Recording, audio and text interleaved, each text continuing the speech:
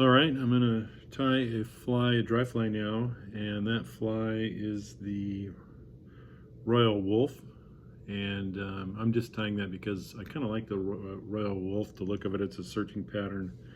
I like the wings, the white wings, the way they look. It's kind of easy to see. I like the red body just because it's kind of this gaudy fly that reminds me of the flies you used to find in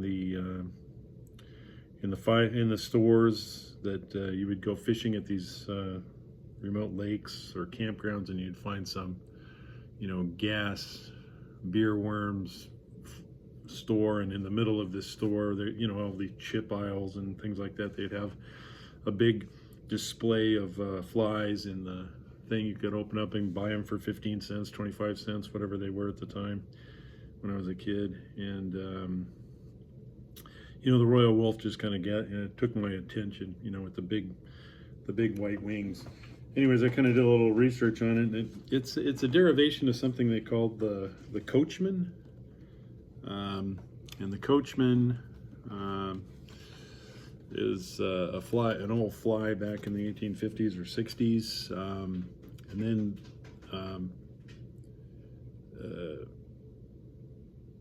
a guy named Bailey, I wrote his name down here, John Haley, I'm sorry, was tying up some of these flies for a guy that was going to the Northwoods, and he wanted this peacock curl body to be a little tougher. And so Haley wrapped this red thread around there, and then a guy named Orvis, when they were getting together talking about it, said, hey, that's pretty fancy, let's call that the Royal Coachman, not just the Coachman.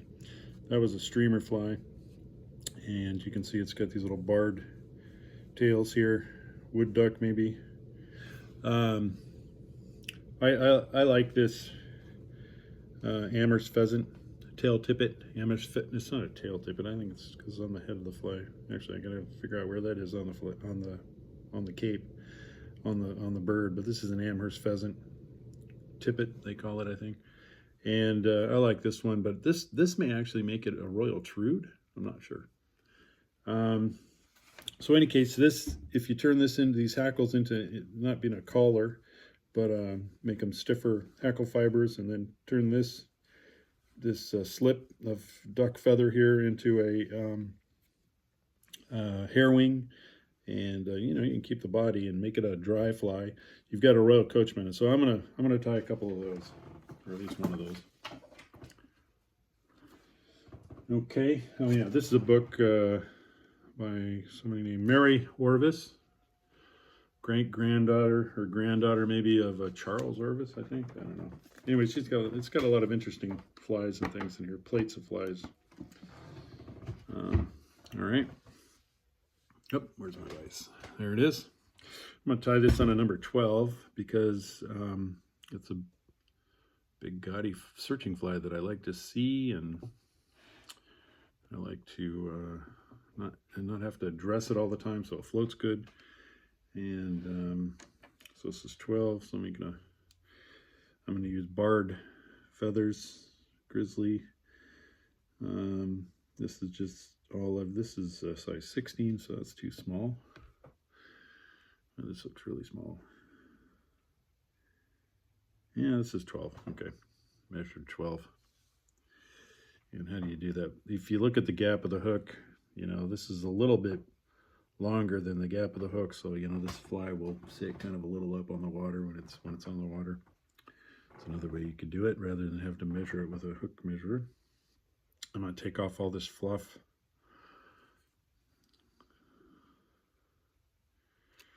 Okay, cut off the end of it. And black thread probably is the way to go with this. So I've got this black thread here, just kind of basic thread. I don't know what it is. All right, so we got our hook in there, number 12 dry, Dairiki. And cheap hook, doesn't matter. Use whatever hook you like, really.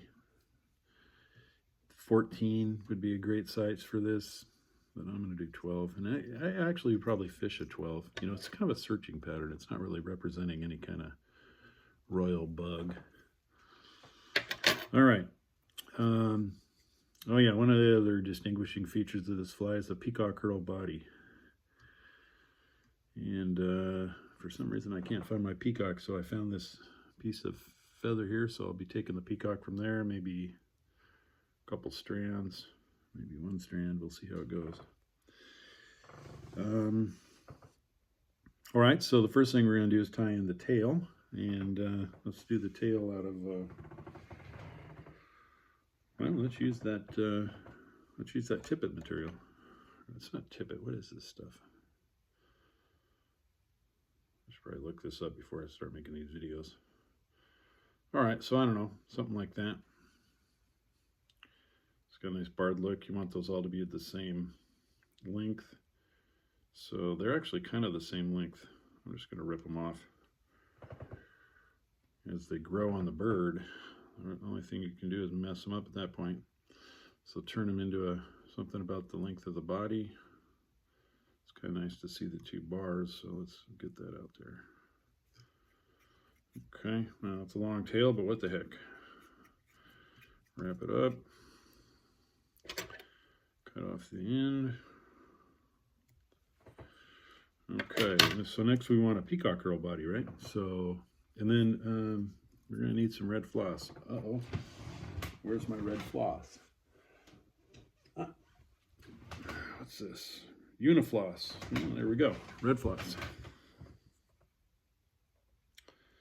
What does uni mean? I guess maybe it's only got one strand. I don't know. Yeah, it's just one strand. Whoa. All right, this is the kind of quality production I hope you're looking for in my videos. Dropping the floss and having to rewrap it. The real trick with this floss is it gets frayed real easy. So, you know, dry hands are the enemy of this thing. So wet your hands, moisturizer, whatever. Keep this stuff from fraying and getting all over. Yeah, see, there, I just snagged a little piece of it and look at all coiled up. There we go. Straighten that out. Okay, so first thing I'm going to do is take that first piece of pearl, get this body going, and yeah, I'm going to cut off the end because it's got a kind of a big. Okay, so just get it on there and secure it. Wrap it back to where the bend of the hook starts, just above the barb, really. And then wrap it forward to about a third of where the body's going to go. And just start wrapping it. Hold it down with your finger if you have to. Use hackle pliers, whatever you like. But just make a nice fuzzy green, iridescent peacock curl body. So I get about a third. Uh-oh, see, that just broke. This is why John Haley, put on that red floss to keep this from happening in the field. I just broke my peacock curl. Okay, tie that in. Where did my red floss go? Here it is. Okay. Get that wetted so that it's easy to control. Bring it back to where that red is going to come up. Back up to where I'm going to tie in the rest of my peacock curl. Okay, now I put in the red body. You know, I think John Haley probably covered up the peacock curl with his floss, but I'm actually just doing it in between. Not covering up any floss. Okay, so there's about where that red body goes. Alrighty. And where's my next piece of peacock curl? Here it is. Put on the next piece. Cut off that little part with it's got the quill stuck to it from where it attached to the quill. Okay, now I got to be careful not to crowd this. I want that red to show, but I don't want to crowd it, so I'm just going to put a couple turns here. Cinch that down. One on the hook shank, around the feather, hook shank. You know, that's good enough. Now, the way I learned to do this, I think there's a couple ways to go here. One is calf hair off the calf tail, and that makes these little, you know, we're going to tie in a wing there and a wing there and put some hackle around it. Let's do that to start.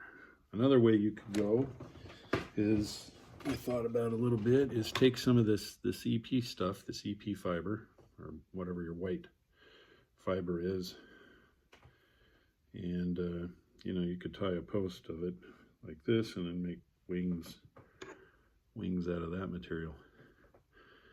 Either way, but let's do it the way with the calf tail. The calf tail is a little bulkier solution, I think, and is more kind of traditional because they didn't have all this cool fibers, or didn't use as many of these cool fibers back in the 70s. Or actually, this fly is from the Royal Coachman, as implemented currently, or the Royal Wulff. It was done in the 30s. So now you could stack this with your stacker. These are pretty even, and I kind of like the wild look to it. So probably should have put this wing on first, because then I could have buried the ends.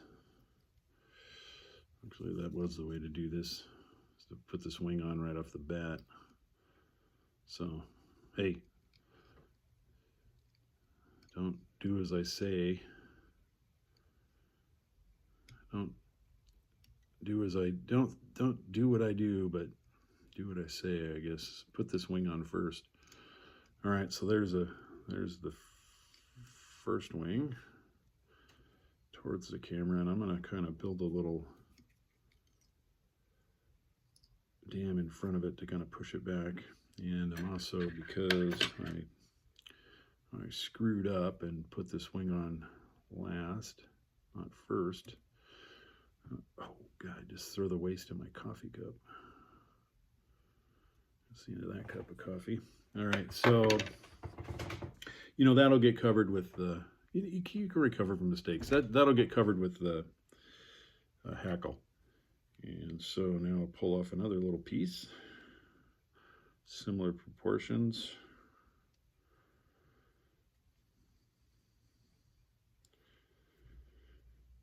Okay.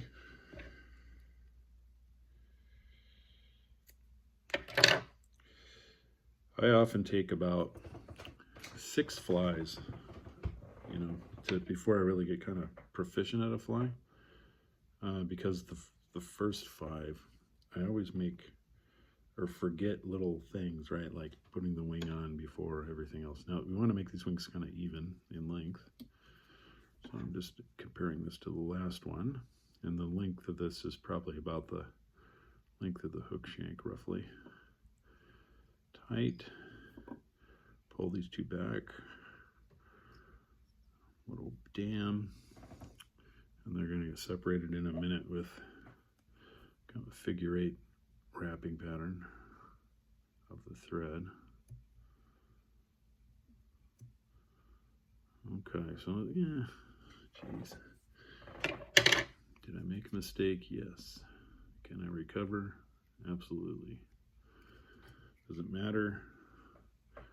Only if you're trying to make beauty, which I guess we should all strive to achieve. Okay, so now I'm going to do figure 8. I'm going to pull these wings apart, go around that way, go around that way, clean it up. Okay, now, I don't know why, but this fly reminds me of, I don't know if you guys have ever seen the Juice Man on TV. He's got these really wild eyebrows that just look like Einstein eyebrows. Maybe that's part of the reason why I like this fly. It's sort of just wild. Well, that just is not really how I wanted. You know, to make it have a nicer little body. I'm going to put a little more peacock curl on right now to cover up those butt ends that I should have done first. Okay. Oh, nice. There we go. There, see? There's always a way to recover from this stuff. And the wings are a little bit crooked, and you can always move your stuff around. It doesn't always have to be the fish that moves your fly, destroys your fly. You can do it yourself by hand. Okay, now I just need my feather. I had a feather that I pre-selected, did I? Okay, where to go? Maybe.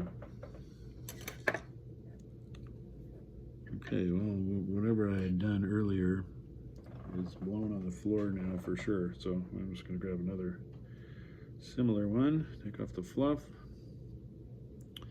Boy, this just doesn't have what I'm looking for. This is more what I'm looking for. It's got the length. Take that off. Shoot.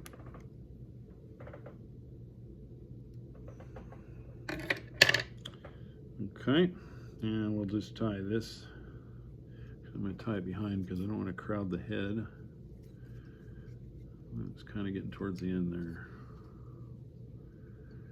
There we go. Unwrap in the front, snip off the little quill.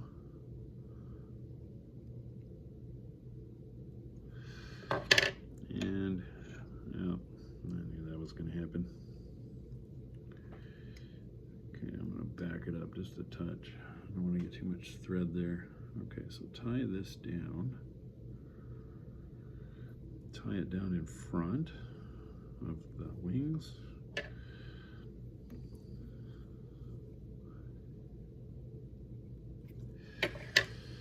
All right, you know, you can always, sometimes if you just want to save your progress and you know something bad's going to happen, like you cut your thread, you can just put a little half hitch in there and save the day. So I'm going to do that. I'm going to grab my hackle pliers because I'm having trouble holding on to this feather.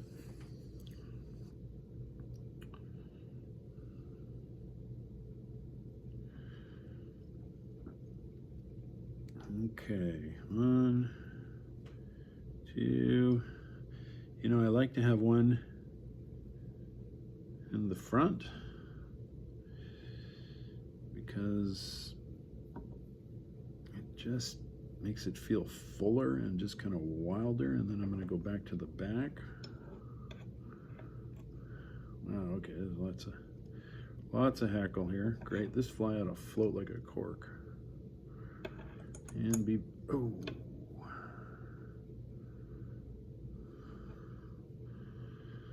Okay, a little more gentle this time. I don't know if I caught the hook tip, maybe. One in front, one in back. I'm getting to the end here. One in front, and tie this little dude off. Okay. Since things are getting a little touchy, I am going to cut this with the tip of my scissors. Careful not to cut the thread at the same time. And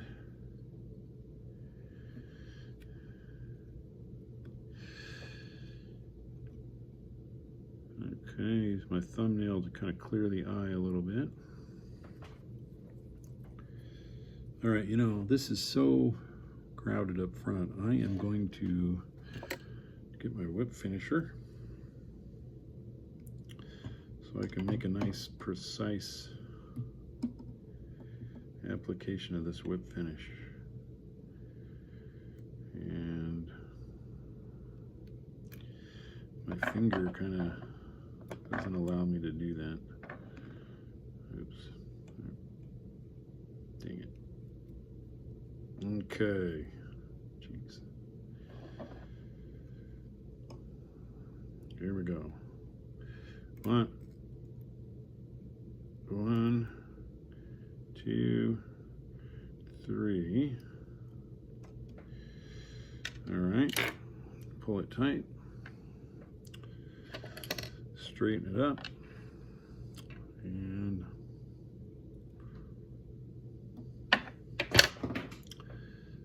a bodkin drop of Sally Hansen's.